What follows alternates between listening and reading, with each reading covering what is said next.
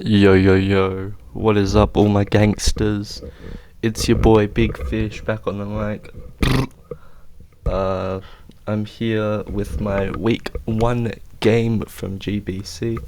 I've already posted my draft analysis, which was pretty crap. It was really half an hour of me rambling, but which fishy video isn't that? I don't know. So this is week 1. It's against Dialpo. If you don't know who Dialpo is, lucky you. He's a mod, of course. We love him. Yeah, this matchup just doesn't look good. Here's the matchup on the right, of course. And the first thing you'll notice is my Tyrantrum and Lucario switch-ins just don't exist.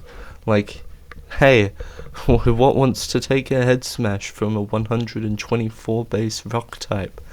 Not much. I don't even think it is 124 base. Hold on, I gotta know now. What is its base?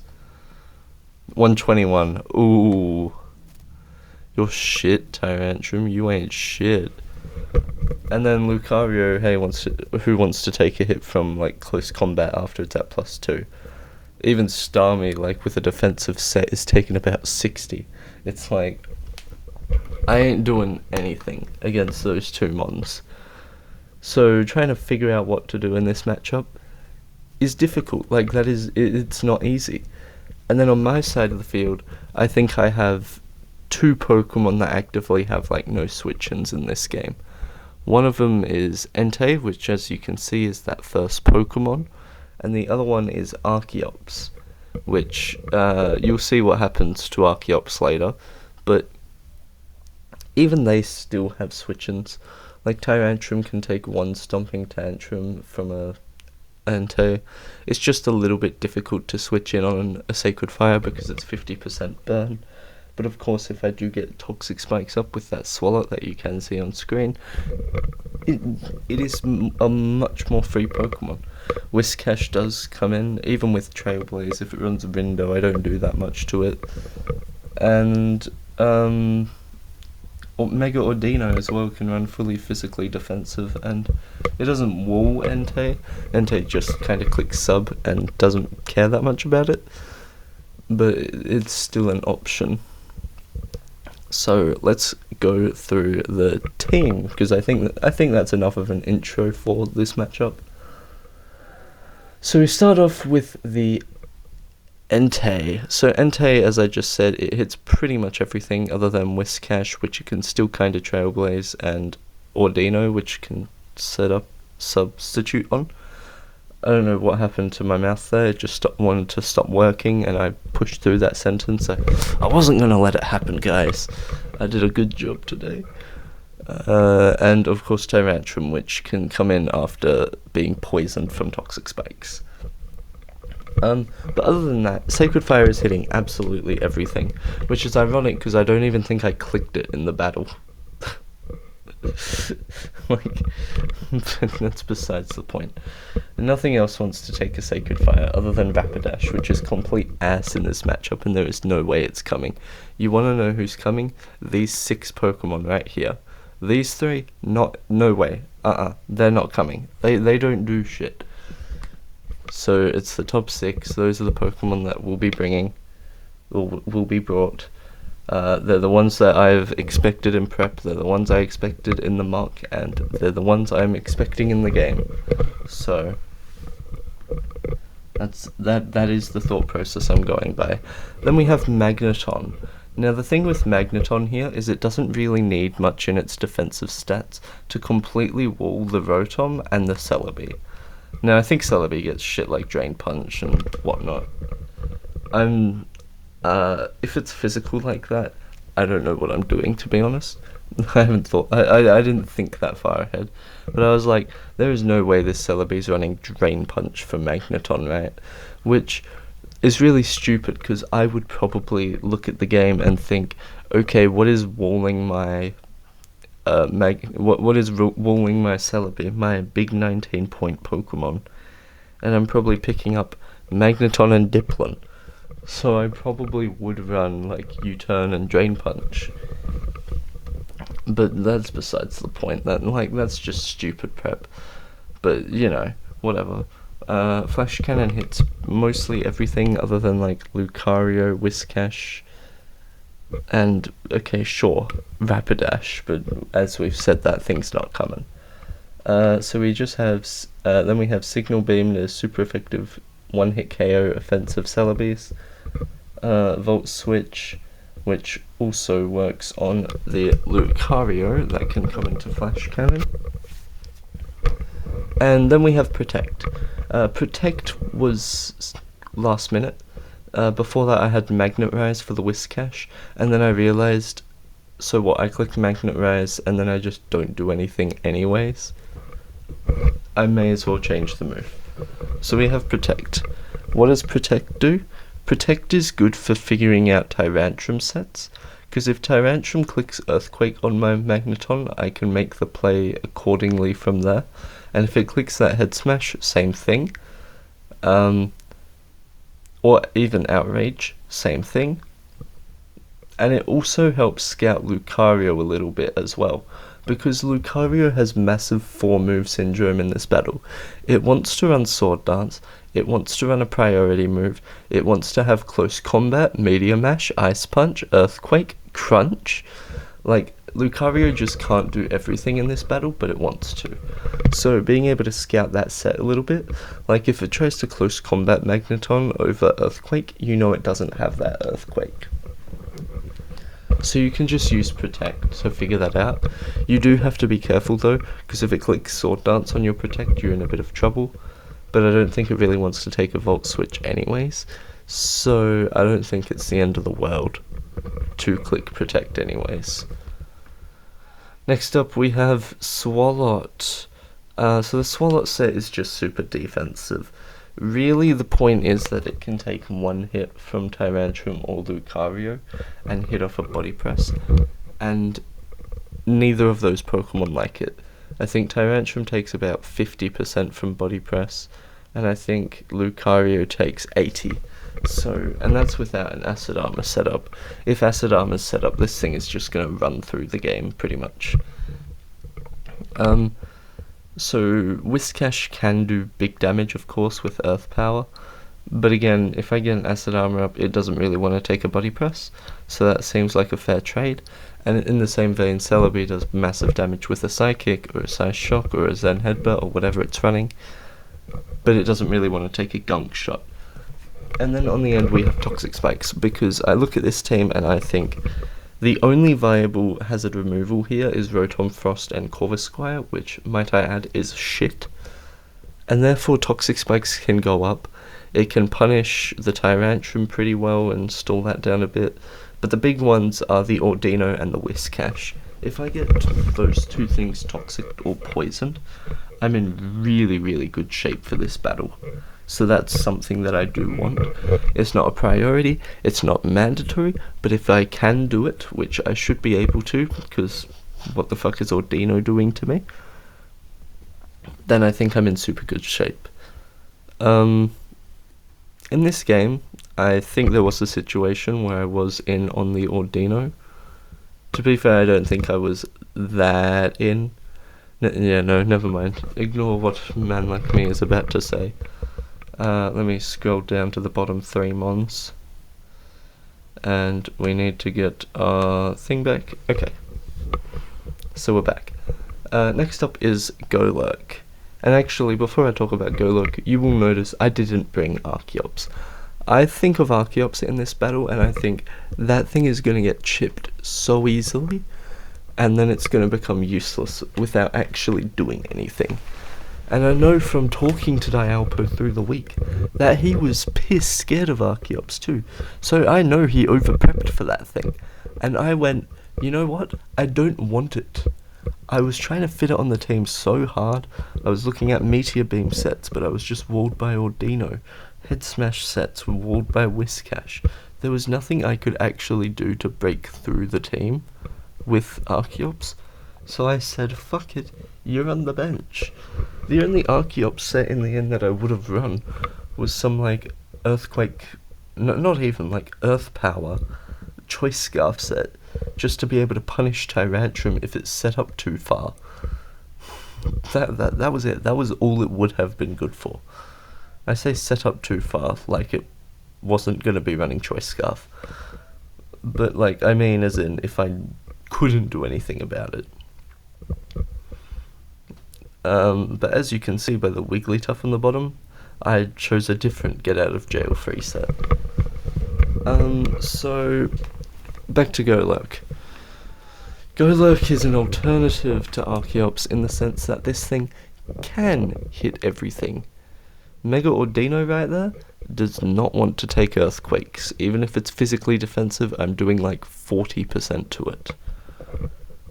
And the Whiscash, again, even if it's physically defensive, it's taken about 70. It doesn't resist my hits. It's doing massive, massive damage. I'm one-hit KOing Tyrantrums, I'm one-hit KOing Lucarios, I'm one-hit KOing Rotoms, and I'm one-hit KOing Celebes. Like, yeah, the only two things that are taking a hit is that Ordino and Whiscash, and even they're like 2, maybe 3 hit KO'd, and they're not doing much in return. Like, Ordino can knock off my Choice Band and still take massive damage, and Whiscash can, like, hit a Surf, I guess, but neither of them are one-hit KOing me with those moves, so I can hit off multiple hits, and there's just nothing that Dialpo can do about it. Next up is Starmie. So I tried so hard to make a funny set for Starmie because, like, Starmie is so diverse, it can do so many things. I don't want to run shit like that every week. Like, you can see it, it's not fun at all. Rapid Spin, Flip Turn, Scald, Ice Beam, it's generic, it's boring. I would much prefer to run a funny thing. And I almost did run a funny thing in this battle, because I figured that we'd get special defensive Ordino and physically defensive Whiscash, and Ordino would try and switch into Starmie every single time, and it would completely wall me. So I nearly ran some stupid shit with, like, Reflect type Cosmic Power, Whirlpool, and, like, Recover, just to completely 1v1 stall an Ordino. But then I did realise later on that, hey, I do need Rapid Spin at all costs. At all costs, I cannot let a single hazard touch that field. If hazards get on the field, I am losing this game, and that is because of spot number 6. Oh baby, a triple Wigglytuff. You can read Focus Ash counter. Why? Because I need a get out of jail free card in this battle. Tyrantrum clicks Head Smash, and if I don't have something that takes a hit from Choice Scarf Tyrantrum anymore, I lose. Lucario sets up Sword Dance, and if I don't have something that can take a close combat anymore, or an extreme speed, I lose. I lose this battle by making one misstep, and all I need to do is just not touch that Wigglytuff. Wigglytuff can sit in the back.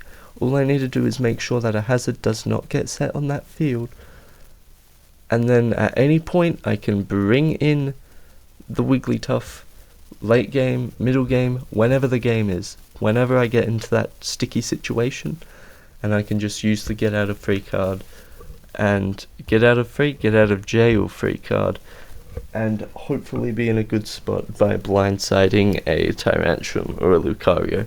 Even Dragon Dance Whiscash I might have to use it on. Even though I don't expect Dragon Dance Whiscash, it is a big threat. So let's go through to our battle over here, and as you can see, he does bring the exact 6 Pokemon that I prepped for. Yeah, so the big thing will be,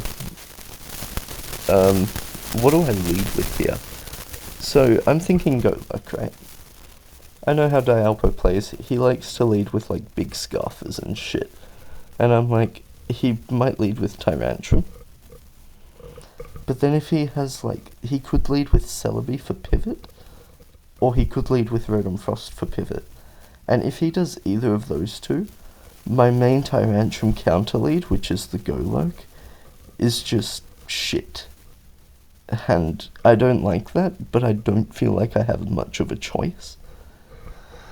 Because if I do anything else for the Scarf Tyrantrum, I'm in a terrible spot. I'm in a super bad spot early. I'm basically sacking something off of turn 1. So I'm just hoping for the best here. So yeah, there's a lot of fucking trash talk in the chat. I'm just that kind of guy, you know? So we get the turn 1 switch. I don't know why he went hard into Celebi, to be honest. But yeah, let's go back a few turns. Here, so he's faster than me and he can one-hit KO me. But in hindsight, this Rotom Frost actually was super bulky and didn't have much speed. So I think he was scared of like Scarf Golurk or super fast Golurk, and he was like, if that happens, he probably one-hit KOs me, so I'm gonna switch into Celebi. That's his thought process, right? My thought process is, he's faster than me, he's just gonna kill my ass. I'm gonna switch into Magneton, which also happens to be my Celebi counter.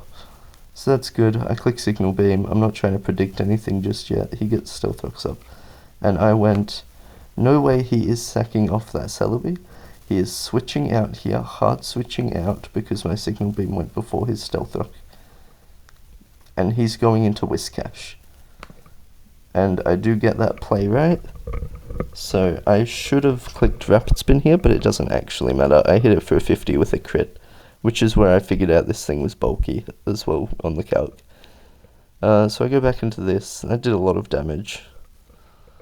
And I double again, expecting Whiscash, so I've done that twice now.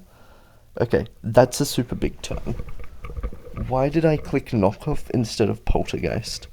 If this thing was like not a bulky Whiscash, if it was like D-Dance or it was like Spadef, I 100% KO'd with Golurk Poltergeist. And generally, Poltergeist just seems like an all-round better move. It's one-hit KOing this, it's one-hit KOing either of these two, which they're obviously not going to switch in, but it would. The only switch-ins here are Ordino and Celebi. Ordino takes more from a knockoff, but generally it not that much, like it's kind of fine. Celebi dies to both. Also, you would think, because I knew Dialpo, and I was like, this bastard is gonna run no item Celebi to take 0% from Poltergeist. I knew he was gonna do that. I had that prepared. So I clicked Knockoff expecting that Celebi switch in, and he would have been like, ha ha ha. But no, I was not having that from him. And as you can see in the chat, I do say no item for Polter. He said yes, and I say call it L. So of course the Ordino then comes in, I'm forced to switch. And here, like, I could have been knocked off or paralyzed or whatever. I mean, I have natural cure, but I decided I didn't care because rocks need to go at all costs. We get the second crit on Rotom Frost because we don't like it. And now we have Choice Specs instead of an Eviolite, which I don't know what does more. Okay, here, this is probably my first actual mistake of the battle. Like, sure, I've taken damage and whatnot, although barely any. Like, only this thing's taken damage, and that's for a KO, getting you to less than, well, you were less than 50. So, like, I was 100% winning at this point in the game, and I'd say that's my first mistake. My thought process is very simple. It's, okay, I doubled out into Starmie once and completely played your Whiscash. Then I went into Golurk a second time and completely played your Whiscash. There is no way in fucking Whoville you're gonna go into Whiscash a third time. And then he went into Whiscash a third time, and I laughed. I was like, what the fuck? It's fine. It makes sense. If it's a safe play, there's nothing really wrong with it, but you can't make every play. He can't make every play. So he reveals that he's also hazards on this. I click Scald again, and I wait a second for the Rapid Spin. That was a 2-hit KO anyway. That crit didn't matter, but it's funny that I got 3 crits on a Starmie. We click Rapid Spin on the Ordino. We say we don't really care. and I'm flip turning into Swallow. So he reveals Encore here, and I decide that I'm still gonna click Toxic Spikes. This is what I was mentioning earlier, where I was like, oh, I could have clicked Acid Armor here. No, I couldn't because I got Encored. But yeah, we get up our Toxic Spikes, that's good. And I could have protected, but I didn't. So he reveals he's close combat only. I should have protected, just thrown some mind games in, and I'll sack Magneton anyway. So I go into Entei because I realize that Stomping Tantrum after the 1 defense drop will 1-hit KO Lucario, and his +2 E-speed only does like 60%, I think. So I was in pretty good shape to click Stomping Tantrum, and the other thing is Tyrantrum is probably going to switch in, unless you do go into one of those two, which I think is more sensible, but whatever.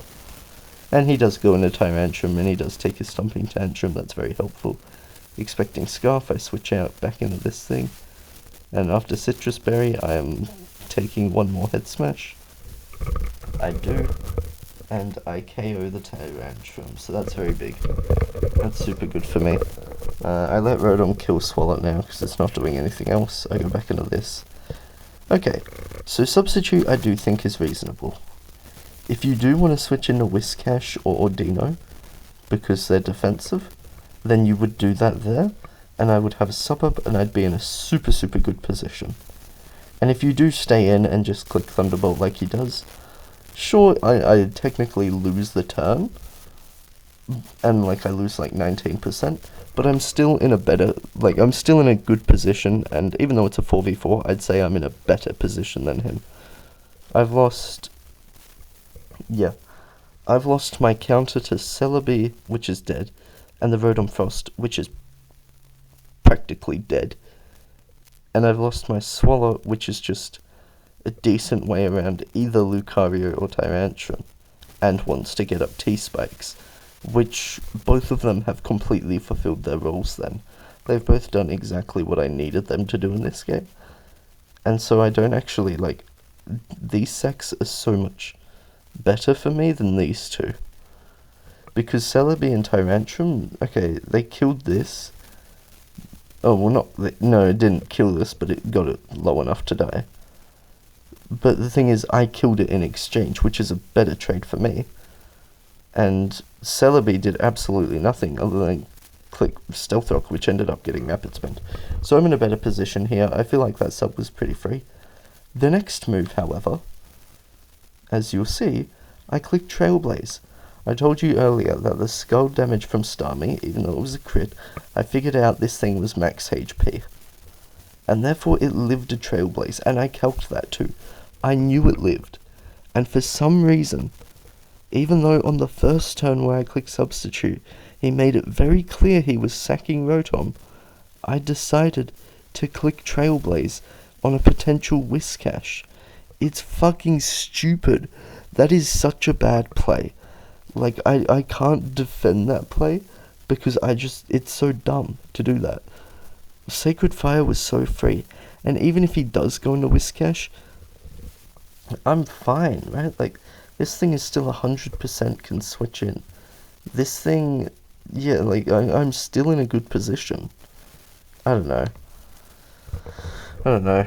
So I end up taking 48%, and now the problem is, after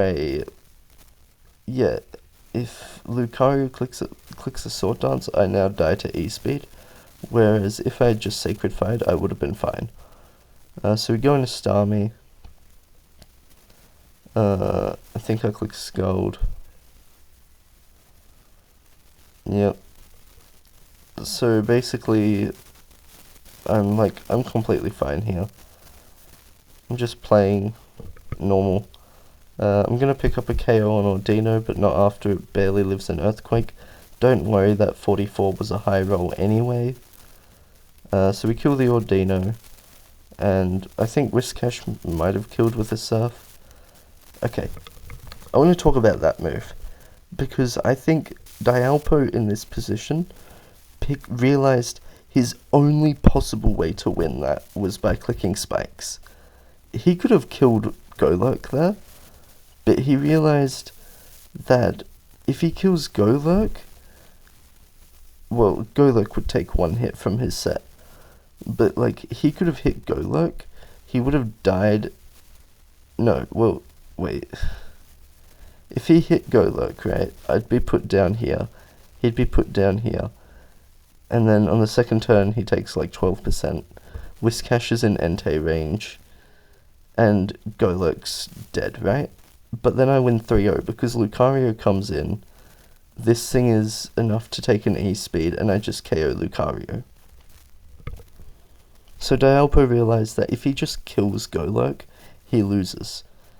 What he needs to do is click Spikes, because what Spikes does for him is now Entei is put in E-speed range, this thing dies to an E-speed at +2, and it probably just dies to like a... what else did he have on that set? It might even die to like a close combat, because I have no defense investment, but don't quote me. And this Wigglytuff, obviously he doesn't realize it's Focus Ash counter, so the Spike doesn't technically win him the game. But if I was running any other set, it would win him the game on the spot. So, yeah, that Spike basically wins him the game, if not for my Wigglytuff set. So, yeah, big kudos to that play, because that is a massive play for him. To let Golurk live, realizing Lucario kills it, and the Spike means he can KO Entei. But of course, I know what my set is. I go on a Starmie, click Rapid Spin to sacrifice the Sword Dance because Wigglytuff will live the hit anyways. And I don't get the 3-0 that would have happened if he clicked Earth Power. At least he makes it a 2-0. And in the end, Sashed Wigglytuff will counter the Lucario, and my little get out of jail free card wins the game. Yeah, that's a good win. This win felt super good. Like, I was super stressed out about this battle, because I couldn't let Dialpo win. If I let Dialpo win, there goes all my dignity. And I knew that I was in a losing matchup. I knew his matchup was better than mine. I knew he could run a normal playstyle with tanks and stuff and be able to take hits from my threats. Whereas I didn't get that luxury. And you can see it. My Spadefmon had like 80 HP and 36 Spadef investment, and my physical tank was... Okay, that was pretty physical tanky, but it was still 2-hit KO'd by this thing, if not for Citrus. It's still 1-hit KO'd by that thing at +1. Like, I'm not in a good spot. But we do pull through, and I think the reason I pulled through is just because I outplayed him. I think there were like 2 turns in this entire 38 turn game where I made a mistake. The first one was Volt switching a Whiscash, which ultimately didn't matter whatsoever. And the second one was clicking Trailblaze on the Rotom. And that one actually did make a difference, by the way. If I had just Sacred Fired, I'd still be at like 91% after the leftovers, which meant Lucario couldn't have even killed me with an E-speed at +2, which meant I was just completely safe no matter what happened from that point forward.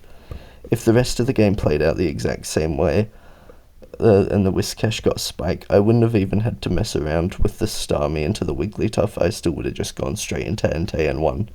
So, yeah.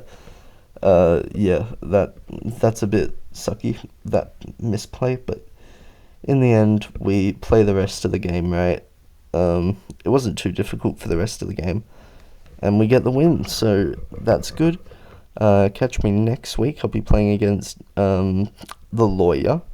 The Lawyer is going to put me in the ringer, of course, like I always say about every one of my opponents. And I'll see you next time. Bye!